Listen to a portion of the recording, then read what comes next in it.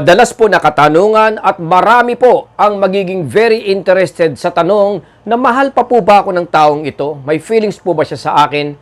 Especially kung halimbawang tayo nga po ay parang nagiging option, binabaliwala, hindi masyadong pinapansin, nasa rejection stage mga utol or nasa breakup cycle ka ngayon mga kapatid, ay siguradong ito po ang napaka-importanting tanong na gusto po nating masagot. Kung hayaan na natin mga utol ang paksa sa araw na to, kung ano ba talaga ang mga signs na pwede po nating ma-determine, makita, maramdaman, para lang masagot o sabihin na nga po nating makakita nga po tayo ng linaw kung ano po ang gagawin natin kung meron po tayong minamahal.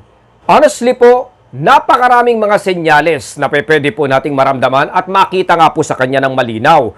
Ang iba dyan mga utol ay na-discuss na po natin sa mga previous vlogs natin. Yung tipong hanggang sa ngayon ay nakakatanggap tayo ng mga updates mga utol. Pag yung halos parang ang pakiramdam mo ay parang hirap na hirap ka mag-let go, ay yung sinasabi nga natin na parang may pumipigil sa mga braso at mga paa mo, mga utol, na hindi ka maka-move on, ito po ay mga signs na siya po ay nakakaramdam pa rin po ng mga attachment styles at may feelings pa rin po sa atin.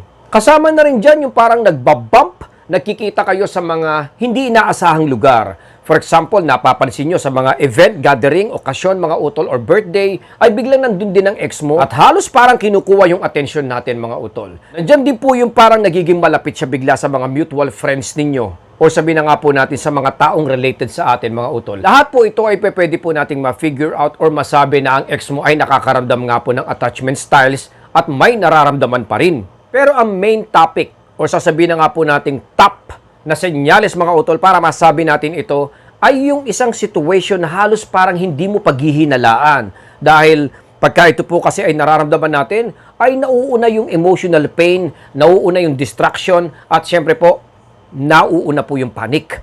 Pagka nakikita kasi natin ng mga ganitong senyales mga utol, ay talaga naman pong nadidefocus tayo, iniisip natin na, okay, ganun talaga, no? So, ibig sabihin po nito, talagang ayaw na niya sa akin, siguro mga utol ay talagang wala na kaming pag-asa. Dahil ito po, tandaan po nating mabuti mga kapapong, ito po ay intentionally done.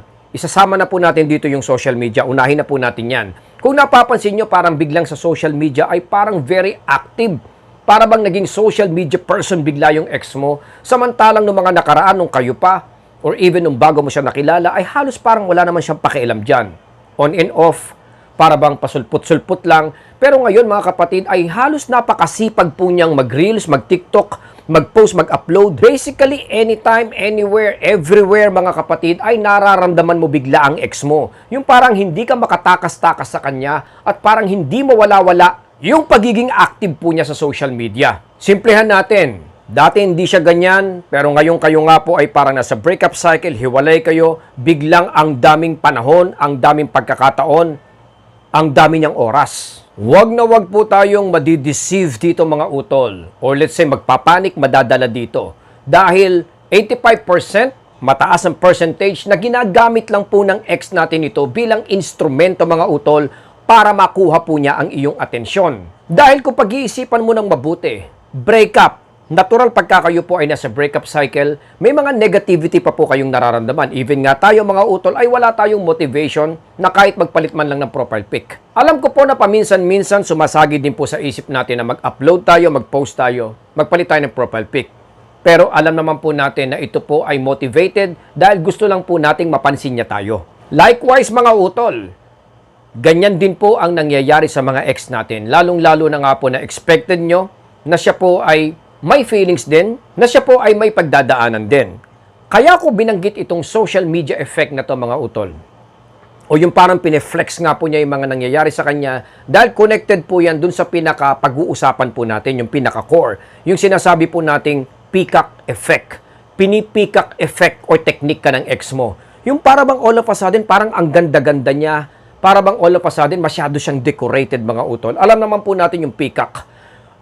Lahat ginagawa niyan, very colorful yan. Yung lumalabas yung pagka-awesomeness niya mga utol na alam naman po natin na kayo po ay nasa breakup pa hanggang sa ngayon at kamakailan lang nga po ay parang nag-aaway pa kayo o let's say nakikita mo nga yung lungkot sa kanya. Tapos parang bumilang ka lang ng mga ilang minuto, ilang oras, ilang araw, ilang linggo, nararamdaman mo po yung pagka-awesomeness. Ang tawag nga dito mga utol, yung parang relentlessly, yung parang walang patawad na talaga naman pong napakasipag niyang iparating sa'yo yung mga magagandang nangyayari sa kanya. Halimbawa, may bago siyang damit, may gala sila, may event siyang pinuntahan mga utol, ay makikita mo yung talagang pikak yung dating niya. Parang siya po ay blooming, kumikinang, at talaga naman pong positive na positive mga utol. Kadalasan dito in psychology ay kabaliktaran po ang nangyayari. Dahil alam naman po natin, pag kayo po ay nasa breakup cycle, natural lang naman po na may pagdadaanan ka pa rin kahit na ikaw mismo ang dumper. Awesomeness. Tapos mapapansin mo yung parang obvious siya mga utol. Gagamit siya ng mga common friends para maiparating sa iyo yung mga positive news, good news, at mga changes na nangyayari sa kanya. Sa mga relationship book, ang tawag dito, pigeons. Nagiging pikak siya, tapos gumagamit nga po siya ng mga pigeons, mga kalapate na talaga naman pong para mag-message sa iyo, para maiparating sa iyo, ang gusto niyang i-portray. Shinare ko tong vlog na to mga utol para makarating sa atin yung mga iniisip din ng mga recovery coach. Kasi po tayo, pagka halimbawang tayo ay may emotional damage, pagka nararamdaman natin yan, nadudurog tayo, nagpapanik tayo, nalulungkot tayo mga utol. Pero kami pong mga relationship coach, iba po ang nakikita namin dyan. Nahahalata kagad namin, na-figure out kagad namin, na-assess kagad namin na sila po ay nakakaramdam ng mga attachment styles. Dahil nga po alam namin pagka ikaw ay emotionally attached pa sa isang tao, naturalmente na ginagawa mo to, natural lang po na ipinaparamdam mo to.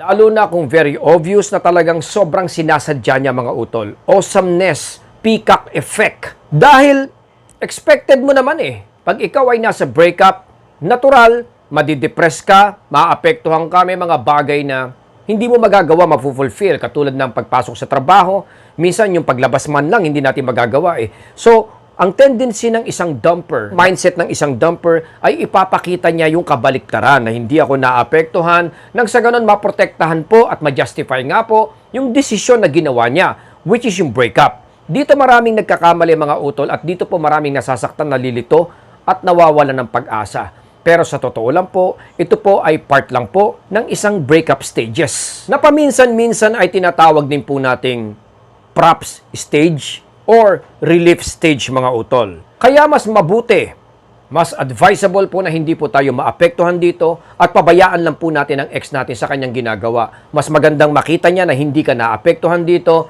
Isang sagot dito yung parang ika-camouflage mo, i-smoke screen mo yung nangyayari sa'yo. At kung minsan naman pwede mo siyang i-mirror. Pero para po sa akin, pagka ganito po ang nakikita natin mga utol, unahin po muna natin ang ating emotions na maging knowledgeable tayo, maging stronger po tayo, maging positive po tayo sa nangyayari.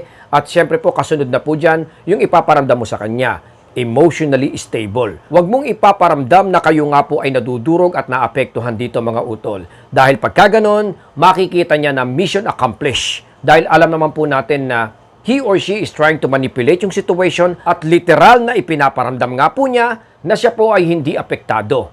Huwag tayong malilito dito mga utol. Hanggang dito na lang po muna si Papong TV. I hope na nakatulong po tayo dyan. Bantayan po natin at syempre po suportahan po natin, alagaan po natin ang ating mga pamilya. Stay safe po sa lahat. Maraming salamat po, Papong TV.